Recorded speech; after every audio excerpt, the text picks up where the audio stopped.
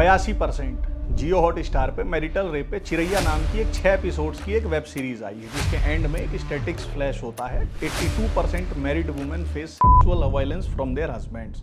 अगर ये डेटा सही है तो फिर भारत में शादी नहीं बल्कि शादी के नाम पे कोई ऑर्गेनाइज्ड क्राइम चल रहा है। ये जो वेब सीरीज है ये सपोजेडली तो मैरिटल रेप जैसे सीरियस टॉपिक पे बनी है, बट इसकी मेकिंग कंप्लीटली वन साइडेड और मेलोड्रामेटिक है। एक सपोज्ड सोशल टॉपिक को प्रेजेंट करने के नाम पे इस सीरीज में पूरे मर्द जात को ही विलन लेवल कर दिया गया है। अंकल आप सबको कसम है सिर्फ वो लुगाई उठकर जाए जिसे कभी किसी ने उसकी मर्जी के खिलाफ हाथ ना लगाया। सीरीज के नैरेटिव के हिसाब से जितने भी मर्द एग्जिस्ट करते हैं वो सब पोटेंशियल रेपिस्ट हैं और समाज में ऐसी एक भी महिला नहीं है जिसे उसकी मर्जी के बिना न छुआ गया। सिर्फ वो लुगाई उठकर जाए जिसे कभी किसी ने उसकी मर्जी के खिलाफ हाथ ना लगाया, जो कभी बस में बैठी हो तो हर बार हंसती हुई उतरी। सीरीज की शुरुआत ही जिस सीन से होती है उसमें दिखाते हैं कि एक लड़की है, उसकी अरेंज मैरिज हुई है और उसका पति शादी के पहले ही दिन उसके साथ जबरदस्ती करता है। इस सीन को काफी ग्रूसमली पोर्ट्रे किया गया है। सबसे पहले तो इस वेब सीरीज का जो सबसे बड़ा ब्लफ है उसको ही कॉल आउट कर लेती है। इस सीरीज के एंड में जो ये स्टैटिक्स फ्लैश होता है, 82% married women face violence from their husbands. पर इन्होंने ये 82% ही क्यों कहा भाई? 92% क्यों नहीं कह दिया या 72% क्यों नहीं कह दिया? तो इसका मतलब इन्होंने कहीं से कुछ लिया होगा डेटा डाटा। इसी में इनकी सारी जगलरी छुपी है। कैसे? तो जी नेशनल फैमिली हेल्थ सर्वे ने 2019 से 21 में एक सर्वे किया था। इस सर्वे में पार्टिसिपेंट से एक सवाल पूछा गया था कि क्या आपने कभी सेक्सुअल वायलेंस फेस किया है।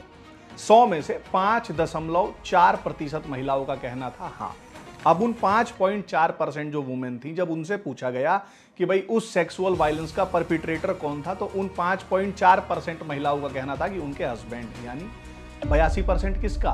100% का नहीं, 5.4% का। यानी टोटल मैरिड वुमेन का रफली 4.4%, नॉट 82%। लेकिन चिरैया के मेकर्स ने जो किया वो क्या था? वो क्लासिक डेटा फ्रॉड का टेक्स्ट बुक एग्जाम्पल था। डेनोमिनेटर बदल दो, नैरेटिव बदल जाता है। जैसे इन्होंने नेशनल फैमिली हेल्थ सर्वे वाला वो डेटा तो लिया पर उसमें से ऑफ हटा दिया, कंटेक्स्ट हटा दिया और स्क्रीन पे फ्लैश कर दिया 82%। वैसे तो अगर ये 4.4% भी है तो शर्मनाक है, गलत है। पर साथ में ही आपको ये भी मानना पड़ेगा कि 4% और 82% में फर्क होता है। फर्क नहीं, बहुत फर्क होता है। 82% मैरिड वुमेन के साथ मैरिटल रेप होता है, एक झूठ है जिससे आउटरेज मैन्युफैक्चर होता है। शायद इसीलिए इन लोगों ने इसको डाला कि कंट्रोवर्सी हो जाए। और जब इसको लेकर कुछ बैकलैश हुआ, बवाल मचा, तो कुछ व्यूवर्स का ऐसा कहना है कि वो 82% वाला जो डेटा था अब वो दिख नहीं रहा वेब सीरीज में, शायद साइलेंटली हटा भी दिया हो। सिंपली स्पिट एंड स्कूट का टेक्स्ट बुक एग्जाम्पल। गलत डेटा दिखाओ, नैरेटिव सेट करो, जब लगे कि प्रोपोगेंडा फैल गया है और इनफ डैमेज हो गया है तो फिर डिलीट करके भाग लो, सेफ प्ले करो। ये तो हुआ मूवी का डेटा एक्सपोज। अब जरा सीरीज की कहानी देखते हैं, इसका प्लॉट क्या है। तो चिरैया जो है वो बेसिकली बंगाली वेब सीरीज संपूर्ण का हिंदी रीमेक है। 6 पार्ट्स की सीरीज है जो लखनऊ को दिखाती है। कहानी क्या है?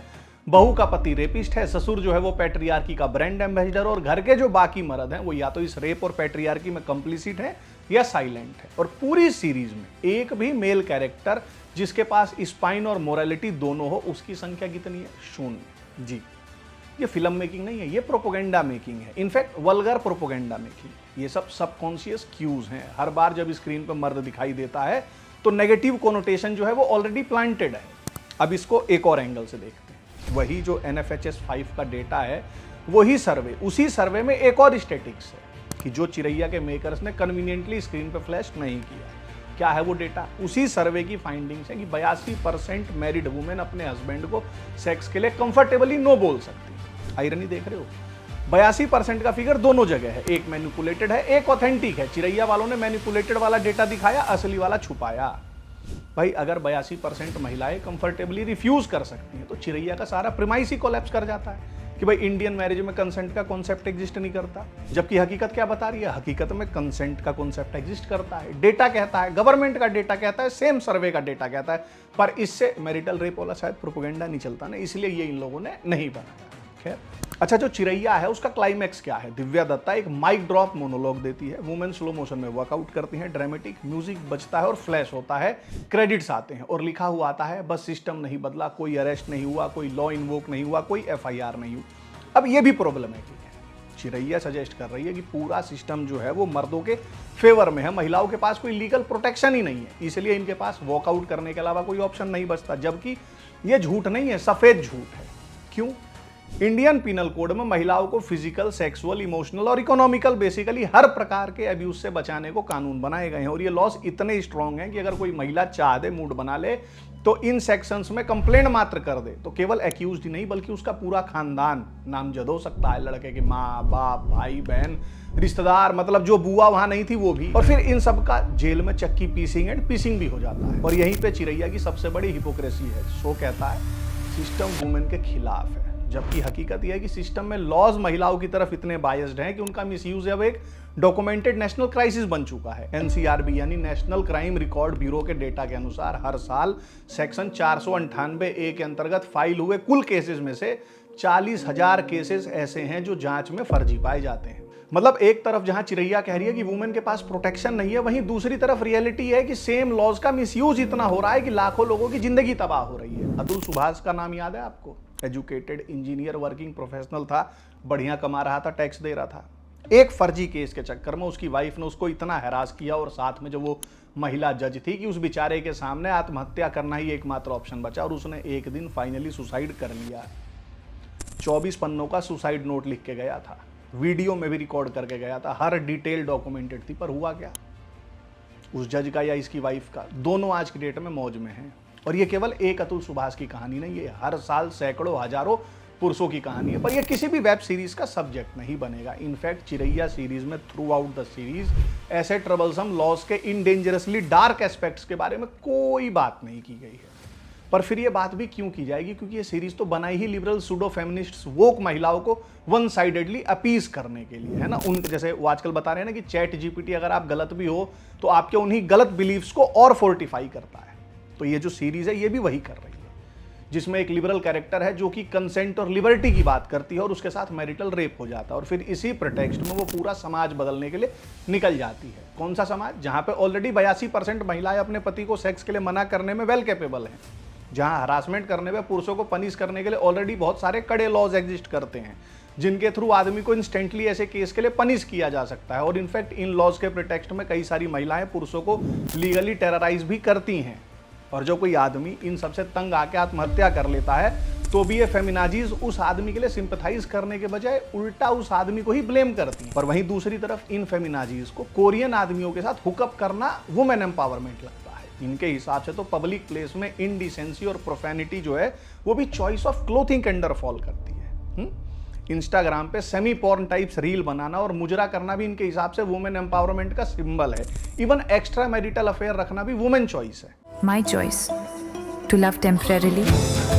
My choice to come home when I want. Don't be upset if I come home at 4 AM. But sex inside marriage, ओहो, वो तो रेप हो जाता है। इनफैक्ट स्थिति ये हो गई है कि धीरे धीरे सेक्स आउटसाइड मैरिज भी काफी नॉर्मलाइज हो गया है। कई केसेस हमने देखे सुने जहां वाइफ अपने बॉयफ्रेंड के साथ मिलकर अपने पति को जान से मार दे रही है। पिछले साल ही मेरठ का ब्लू ड्रम केस याद होगा आपको। इवन इसके बाद भी राजा रघुवंशी जैसे केसेस ने इन चीजों के ऊपर डबल डाउन ही किया है। मध्य प्रदेश में ऐसे सीरीज ऑफ इंसिडेंसेस हुए और केवल मध्य प्रदेश ही नहीं, भारत के लगभग हर राज्य में आपको ऐसे केसेस मिल जाएंगे जब महिला ने अपने प्रेमी के साथ मिलकर अपने पति की हत्या कर दी। और जब ऐसे केसेस सामने आते हैं तो ये फेमिनिस्ट और फेमिनाजीज, सॉरी मैंने एक ही शब्द को 2 बार बोल दिया, मुझे माफ कर दीजिएगा, इनकी तरफ से कोई रिमोर्स देखने के लिए नहीं मिलता।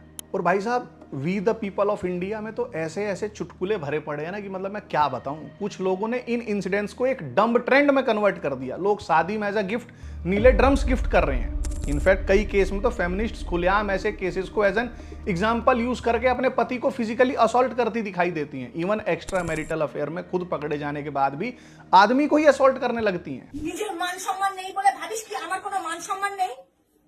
আমি একটা দরকারে একজনের বাড়িতে গেছি, আমাকে কোন সময় দেখিস আমি পাড়া টলিয়ে বেড়াই?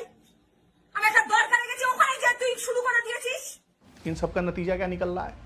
एक स्टडी के अनुसार 1000 में से अराउंड 51% ऑफ मैन ने some form of marital abuse face किया है। पुरुषों में जहां ये आंकड़ा 51% है, महिलाओं में ये आंकड़ा 32% है, जो कि पुरुषों की तुलना में ठीक ठाक कम है। अच्छा, और ये जो चिरैया वेब सीरीज है ये कोई आइसोलेटेड केस स्टडी नहीं है। ऐसी वेब सीरीज का एक पूरा पैटर्न है। जैसे 2020 में एक आई थी थप्पड़, इसमें पति एक थप्पड़ मार देता है, साहस नहीं था कि कंपनी चला सकता है, समझा?